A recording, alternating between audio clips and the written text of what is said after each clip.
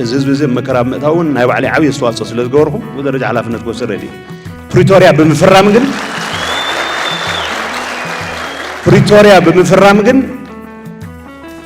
ብዙኾነ ይኹን መንገዲ ጥፋት ፈጽመ ለኹ ኢለ ኣመነን ብዘይ ምጥቃምና ስፈረምናሉ አጋጣሚ ተጠቂምና ናብ ጥቅሚ ክንቀይሮና ተገበእና ዘይ ምቅያርና አፍታ ጥፋት ኣነውን ስለዘለኹ እዚኣ ድሉየ ኣብዚኣ ምንም ዘጠራጠር ነገር የለን ካወፃይ ሽዑ መፈራምና መማረፀ ይነበሮን ጥራሕ ዘይኾነስ ዓዲግራት ትተሓዘላ ተወዲኡ ዓዲግራት ስለዘለና ኣይኾንኩን ዝፈጢረዮ ኣብ ተለዋወጥናዮ መልእኽቲ ነግረኩም ኣለኹ ዝተዘራርብና ኣሎ ድሓር ሓንቲ ነገር ዋ